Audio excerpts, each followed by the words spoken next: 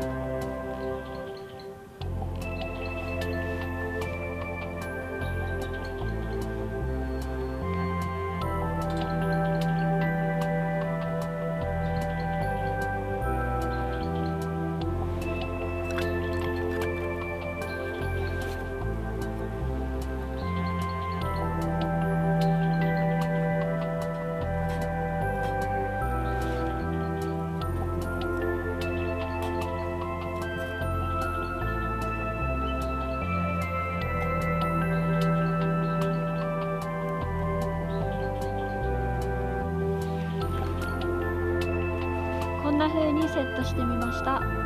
手前に麻紐、真ん中にコットンボール、その上に割り箸と薪を置きました。では着火してみます。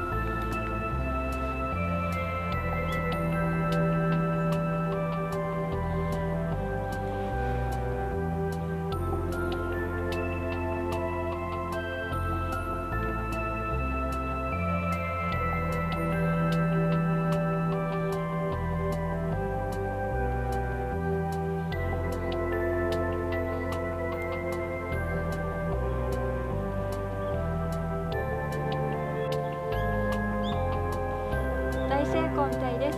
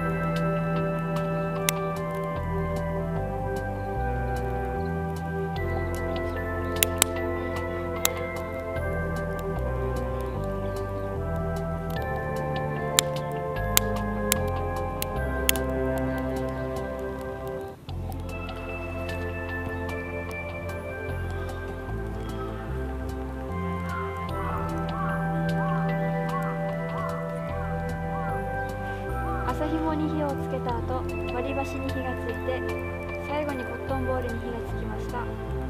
コットンボールの火の勢いが結構すごくて、次回からはコットンボールだけで火をつけていきたいと思います。今日は最後にシチュー作りに挑戦したいと思います。